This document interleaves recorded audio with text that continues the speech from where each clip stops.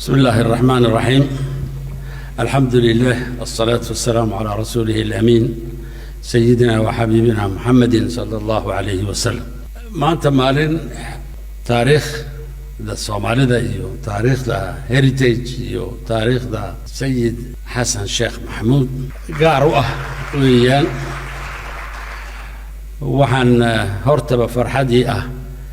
إن أنكبل أبوه إن أن أسوجيديو همبليو يبغادين شعبي جيبوتي وأسوجيدين مدحوينها صوماليا حسن شيخ محمود رجع أبوركا فورم كان له طبعا جرسدي همبليو يان لين هاي همبليو دنا وحنور راعي وحوي إن مرق أي أوته إن dadku caqligiisa aqoontiisa tajribadiisa uu ku heli karo in ay la isku yimaado la wada tashado la wadaago aqoon iyo fikir iyo falsafad in la wadaago bartilmaameed la tilmaamsanayo waxa la doonayo in laga gungaaro inta ay 10 sanadood waxaan aragnaa in ay fikirkaasi uu hadda jirid weyn yeeshay maantana uu ku ciidayo 10 sanadood oo wada shaqayn ah fikrad wadaag ah cilmi baaris ah iyo wixii la mid ah bogaadinta dabadeed maanta mawduucu climate change بالي هذا يسبدل عملات واحد دون كوردان هيستوي أدون كنا إن در دبنا أو climate change يعني victim هي إن دمبيلي يلا تذكي هرو مري واحد دمعان إن أي كليستان هرو مركوجا وحي أي chemicals كوبدلي كريان ودان كوبدلان وحي وكيري كريو دباتوينا أنا دنك جلين إمك كل كي دكوكب كي بحاليس كجرا نن فرانسيسو جاك شيراك لورين جري بايري كوكب كينا planet كينا وكا أولولي أنا قلنا دنك لان إيجين نابل الدم بيجي إياله محكمة لإسمتاكي هذانا علمي حقه قام بكيمانية هذانا أقوتي حقه قام بكيمانية هذانا مشيغيان إن أي دبنياشني أن هاي أنغو إن أي نوع أقوت صدان إن أي نغاقر درنادين أو بلانيت كان داد كلا إدين لنول السيدان والغو بابا أيا آنان الأورانين ولي أمجيدان كوب تدبيا لباتان سديدي لباتان يسقاري لباتان كدر وحويان يعني دباتات وين أي الدنيا نيمك عايسته سدي لوجا دبارنا ينا هدي أنا الإسكوتري أنت هرو مرتي هي أنت ولي أن دقائقين فرديت كان نقطي دباتوين أي كريديت كبح كرينا أي أبا هنتهي إن لسلقبته سواماردو مقاعدة أي بحسه وها ومقاع بدني والرب ماشى دون تمر بقول يكون تون مقاع على باب بقوله مقاع بدها لسه راب معنيني كو صبح ده كو هبين ده كو عصر ده كو مقرن هسا يعني دي بدعة كو هروسو يماده وها نرشي أردن يا كو ركبنيد ودت كنا قفكي مقالتها ولا جن حجري ولا جن حجري وقف حلابي أو كلا يهاجروا قرطور وحلا لو تورجري أو لو دعاء لو ديرجري سكون لقرن المال وتجيبها مركا بيها سنة وحي هاين جنديق النول الشباب كل كي أي راب كي يرعدي عنطلقة كان بقالدي كي واحد تبعنا هنا مسكت داعي هدي مريكانكو waxa uu siiyaa beeraleydiisa inta ay u baahan yihiin boqol jibaarkeed buu ayuu yidhaahdaa beera anaa inaga iibsanaya ayuu siinaya kuwa inay tabcadaan ay ahayd ayuu siinaya ha iska daayaan buu leeyahay shaqadaas iyaguna iyagoo tabcan lahaa oo uu samaysan lahaa oo weliba exporteyn lahaa dib baa loo wada hadhaya oo tan bilaashka ah oo qiimo weyn u ka siisanaya weliba way barteen de kuwii kalena sidaasay yeelaan marka waxay de sii badinaysaa inaad u xidhnaato kolka dadaalkaas dee annagu dhibana inkasta oon nahay haddana kama hadhayna de halkeen u hadhaynaa maxaa noo hadhayba waddankii waa inaad dee dhibtiisii roob la-aantiisii gaajadiisii intaba aynu la tacaalno oon cilmi iyo aqoon wixii aan hayno dadkii dee yani ilaahay waddankan u dhaliyey ummaddan ka dhaliyey in ayna ka daalin ayaan ku bogaadinaynaa ama aan isleenahay nin waliba xilkiisa ha ka soo baxo nin waliba wixii ku darsanayo ha ku darsado laakiin mawduuc jabuuti iyo soomaaliya iyo kenya iyo uganda iyo suudaan iyo intii gobolkeenaas ah wixii laga qaban karo in laga qabto mawduuca climate change-ga halkaasaan ku dhaafaya anigoo ku celinaya mar kale inaan aad idin hambalyeeyo reer heritage oo yani sida ugu mitidka ah ee arrinkaas adduunka oo dhan u gaadhsiiseen yani madashaasi oo Soomaali iyo waxaan Soomaali ahaynba diyaar loo yahay in ma garanaysaa laga qayb galo la ogaado la dhageysto la siiyo qiimo la siiyo waxa ay yihiin waxay tala hayaan in la qiimeeyo anagu wax lagu faano weeyaan baan leenahay waan aad baan u soo dhaweynaynaa odayadii hore kolkii dixda la tago ninba ninkuu ka hadal fiican yahay ayuu garta heli jiray nin hadalka badan leh ama hadalka gunta leh kolka uu meesha yimaado gartiisa sidii uu doonayay buu u marsadaa xasan sheekh sidaasuu noqdo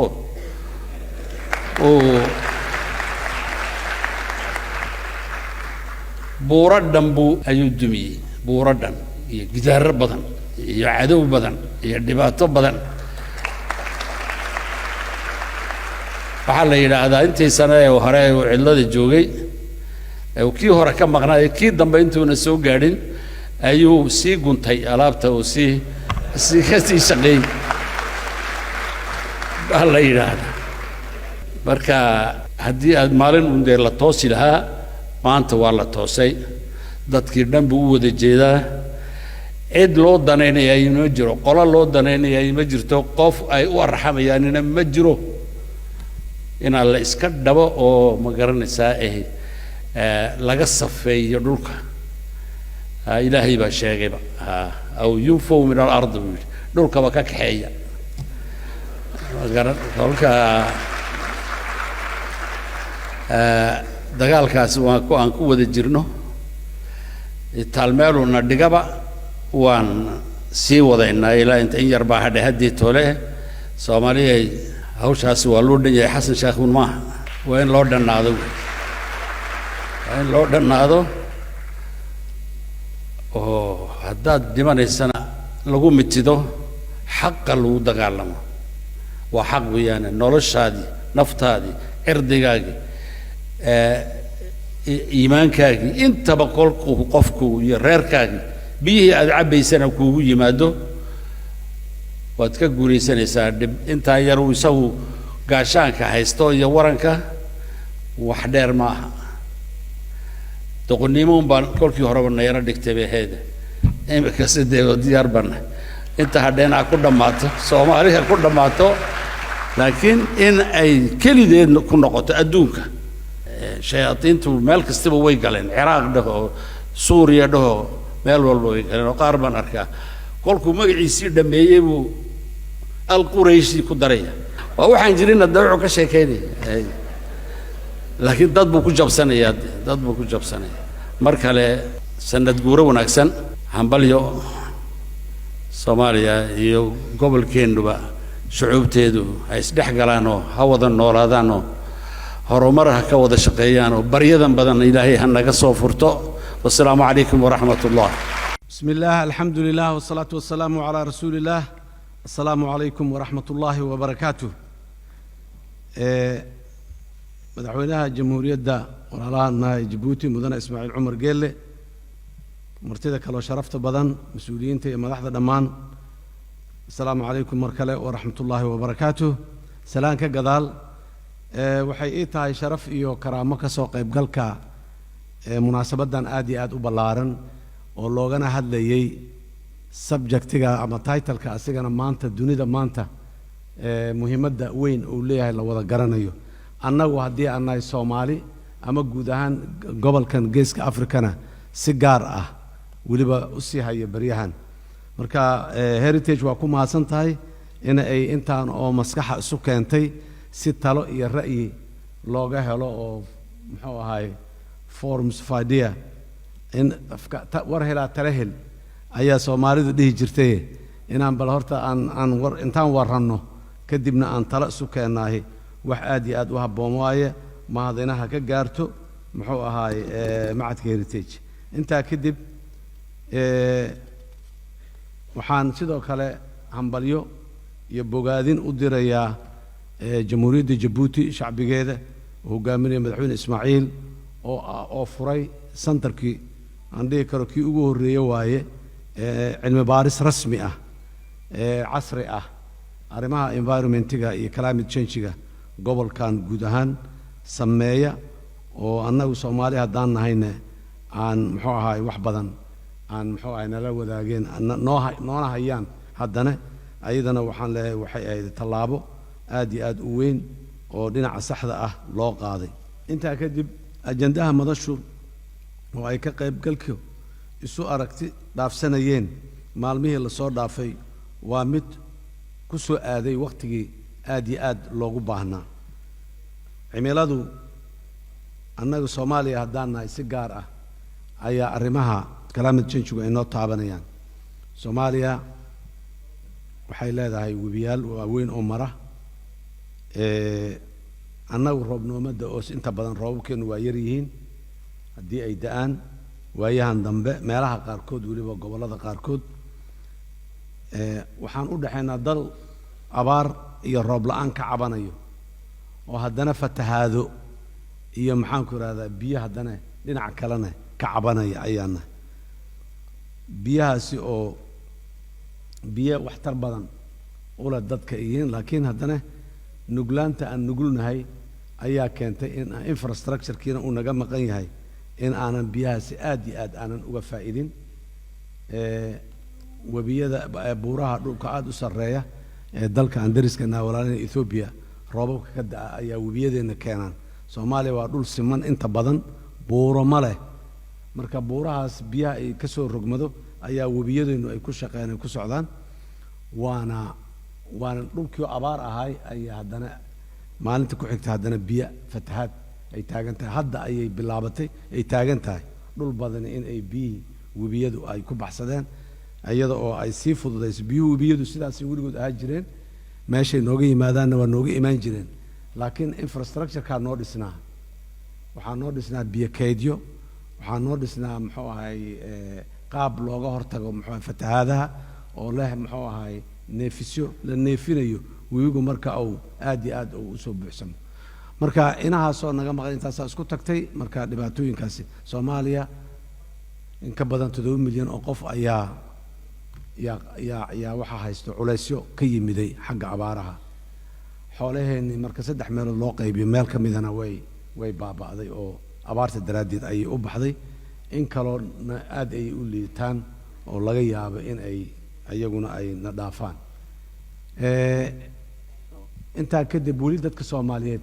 khayraadkooduna waa dhaqan yahay dhulkuna waa dhaqan yahay badda oo aan abaar iyo aaran aan ba'ayninna weli waa noo diihan tahay waa noo taallaa alxamdulilah waan ka daalna waxaa intaasaan rabaa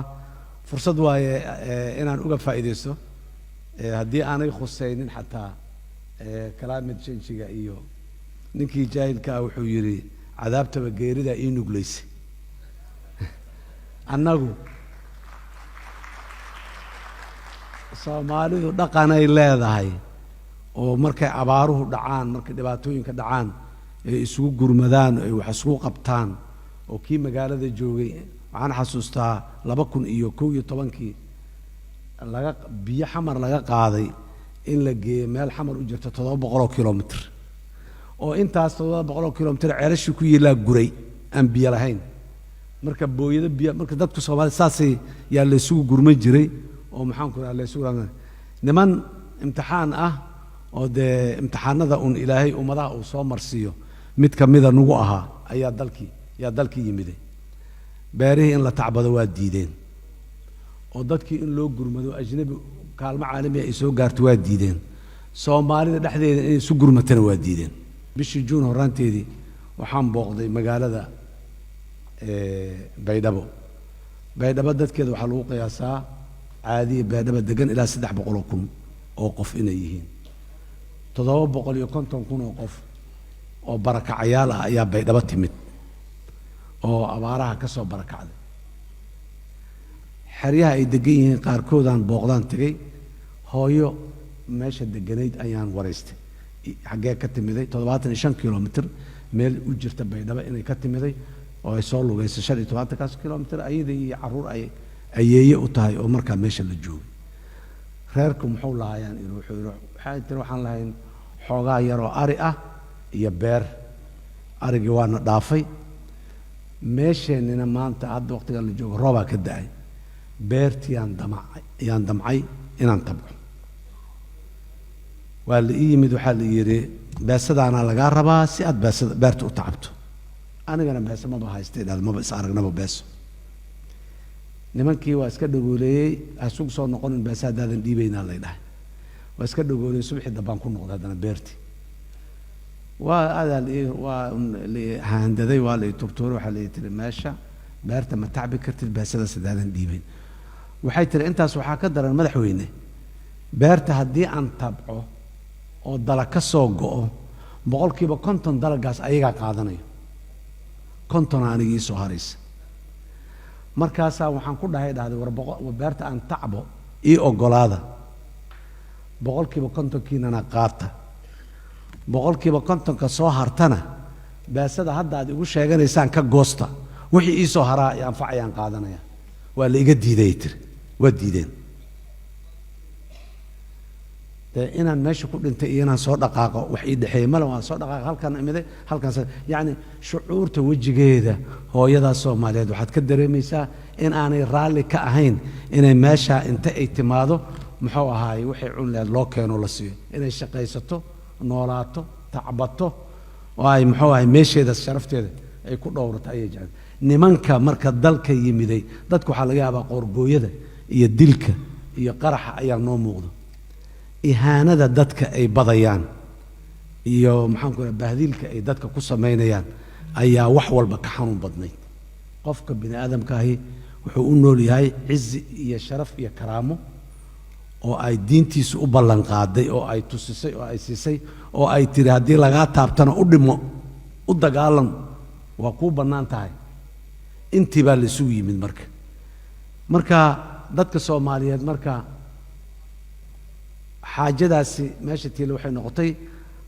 haruubkii inta buuxsamay buux dhaafay daatay shabaab 15 sano intaa kadib dadkii way istaageen waxay dhaheen maya na dhaafa meelaad ka timaadeen ma naqaano na dhaafa taasaa keentay guulaha maanta dalka in badan oo kamida laga gaaray inta kalena aan rajaynayno in laga gaaro dawladda Soomaaliya dareenkaas markay aragtay iyo dadka shucuurtooda iyo dhibka dadka ay ku jiraan oo si ay u rabi lahaayeen in meel maxaan ku raadaaye daaqad looga furo ama albaab looga furo ay ka baxaan dawladdu waxay qaaday talaabadii albaab furidda ahayd dadku si ay u kacaan u baxaan deegaanadooda ay muxuu ahay u ilaashadaan doodo badanaa laga sameeyey qabaa'il baa la hubeynayaa muxuu ahay mushkilo qabiil baa la gelayaa mushkilo qabiil waa soo maray laakiin tanoo kale ma ahayn mana u dhoweyn waa dhib badnayd ma qurux badnayn wax loo xiiso oo maxaan ku rahdaa la aada ma aha laakiin sidan iyo si u dhow midna ma ahayn wax la isbarbar dhigi kara ma ahayn marka dadku markay i warsadaan waxaan idhaahdaa soomaalida waxay dhihi jirtay laba daran mid dooro yacni qofka laba waxyaabood oo kala daran la kala dooridsiiyo ayaa la qiyaasay caqligiisa iyo awooddiisa iyo kartidiisa laakiin laba waxoo fiican kala dooro haddii lagu yidhaahdo waa macno badan weyn ma jire midka fiican unbaad qaadanaysaa dadka soomaaliyeed markii doodahadan la keenay qabiil baa dib loo soo nooleynaya waa run dadku xanuunka qabiilka weli waa dambeeya laakiin de kana kasii xanuun waxaan dhahaa marka war xanuunka qabiilku waa malaria cudurka malaria la yidhaaho kale malaria daawadeedaan naqaana oo dadku ayagoo dhaqaatiir xataa waaba quinina la qaataa soo maha malaria dee dad ku dhacdo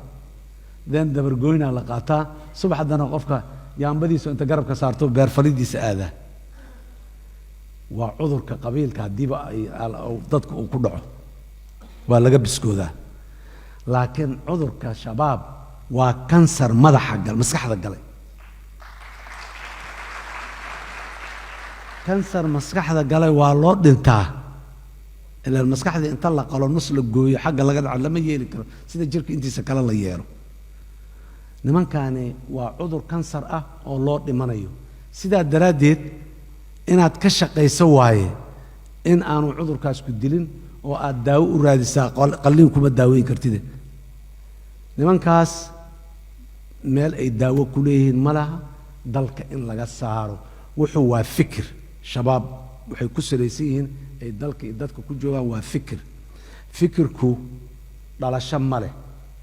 citizenship ma leh maxaan ku idhaahdaa qabiil ma leh oo qowmiyad ma leh oo xuduuda ma leh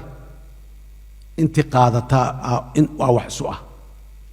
intii qaadataa wax isku ah ha caddaadeen ha madoobaadeen ha guduudeen intay doonaan ha kala ahaadaan nimankaasi marka daawo ma leh fikirku hadduu yar yahay xataa wuu soo cifaa waa socdaa in la gooyo basuu leeyahay la jirida bixiyo shabaab in military loo difaaco bas maaha waa in ideologically fikir ahaan waa in loo difiid gareeya oo looga adkaada markii fikir ahaan looga adkaado fikirka laga adkaado uu dhimanayaa ma sii jirayo laakiin haddii inta kor laga salsalaaxo la yidhaahdo wiilashanadii weeye wiilal soomaaliyeed waaye dhiigga daadanaya inta ka dhacaya kan ka dhacaya annagu wiilal soomaaliyeed lama dirisanin mana necbin colaadna uma qabno kuwii ka yimiday waa kuwa muxuu ahay si nabada iyo sharaf iyo karaamo dadkooda ugu dhex nool oo saraakiil ah oo maamulayaal ah oo xataa wasiirro ah oo meel walba joogo soomaali waaye dalkaasay leeyihiin dal kale ma leh laakiin waa inuu caddeeyaa fikirkaas inuu ka yimiday hadduu fikirkii weli joogo waa cadow iska dhicin mudan oo la iska dhicin doono maanta waxaa ugu dambeysay degmada aadan yabaal oo ahayday xarun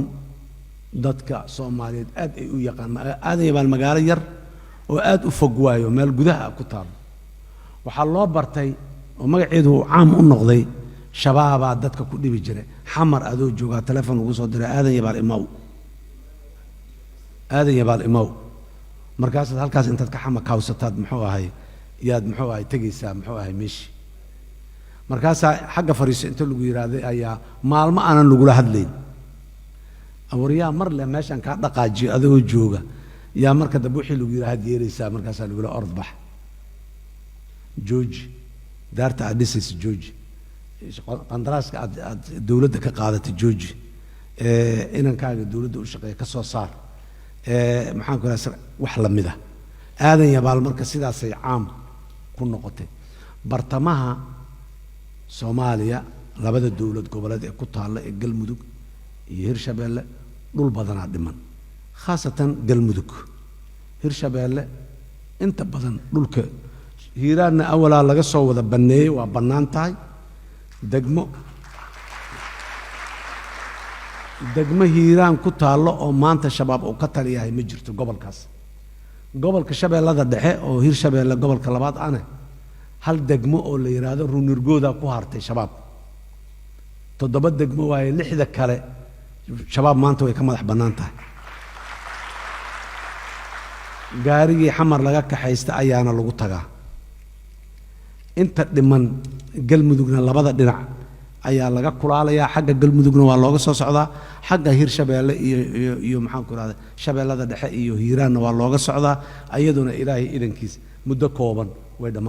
dhammaanaysaa soomaaliya ka madax bannaan shabaab macnaha ka madax bannaan military ahaan ma aha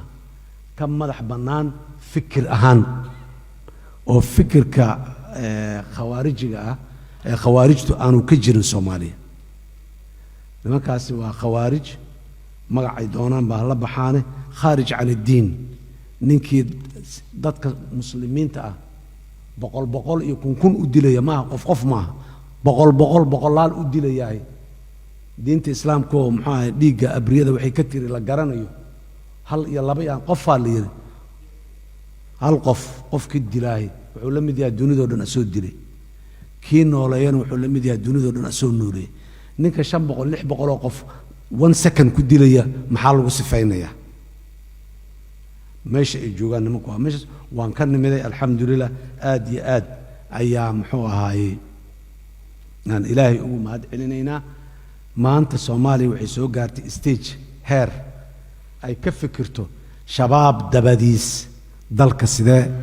yeelina see u maamuleyna see dib ugu dhisayna see u hagaajinayna maanta doodda Soomaaliyada iyo dadka wax garadka ee Soomaalida dhex taallay waa taas shabaab kadib dalka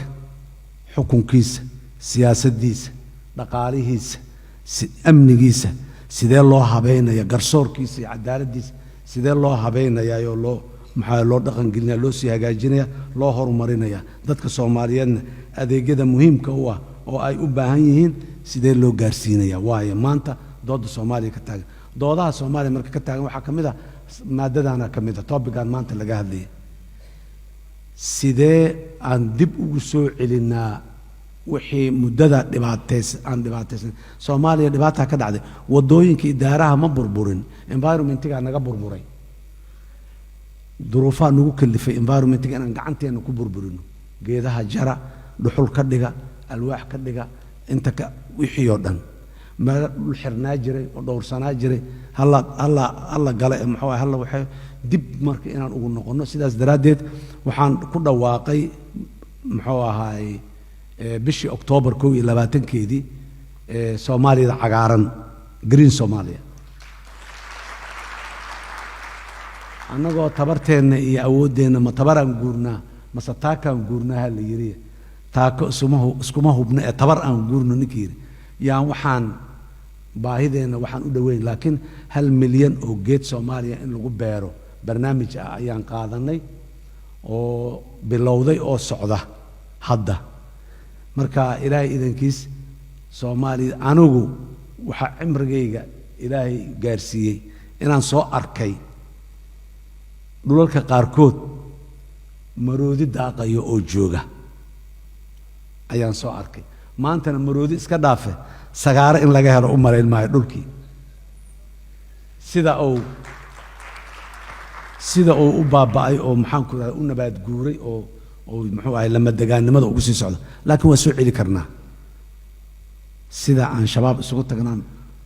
muxuu ahay cimilada iyo hagaajinteedana waa isugu tagaynaa haddii alla yiraa waana soo celinaynaa waxaan rabaa bogaadinta iyo hambalyada iyo maxaan ku rahdaa toban guurada macadka heritage aan ugu hambalyaynayo dadkii aasaasiyaasha ahaa iyo caqligii macadka noo soo aasaasan uguna mahad celinayo kasokow madaxweyne Ismaaciil Cumar Geelle iyo Jamhuuriyadda Djibouti garab istaagay ay soo garab istaagtay ma aha heritage oo kaliya ah laakiin waxyaabaha astaanta waa Soomaalida iyo jiritaanka Soomaalida oo afka Soomaaliga uu ka mid yahay iyo waxa soo dhan muxuu ahay oday noo wada oday ah madaxweyne Ismaaciil Cumarkiisa Allah raajiyo waxaan sidoo kale maadaama Jabuuti aan joogo si gaar ah aan u xisayaa doorka walaalaha hiil walaal ay ka qaateen ilaa maantana ay u taagan yihiin dib u xoreynta waan hubaa madaxweyne dalkan inay joogaan caruur badan oo agoon ah oo aabbahood uu ku geeriyooday Soomaaliya waxaan hubaa hooyooyin badan oo wiilal Soomaaliya uga dhinteen inay joogaan muraadka ay u tageen wax dan ah oo ay Jabuuti leedahay ama gaar ahaan shakhsi u leeyahay aanay u tagin ay ahayd dadka Soomaalida ah ee walaalaha ah sharaftooda iyo karaamadooda ha la soo celiyo nabadoodii iyo amnigoodii istiqraarkoodii iyo dawladnimadoodii ha soo noqoto waxaan ahayn ma jirin qofka bini aadamka hadiyada uu bixiyaa waxa ugu qaalisan naftiisa Soomaaliya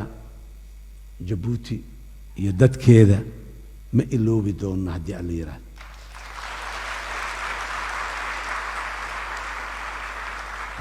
generationska soo socda taariikhda marka laga sheekaynayo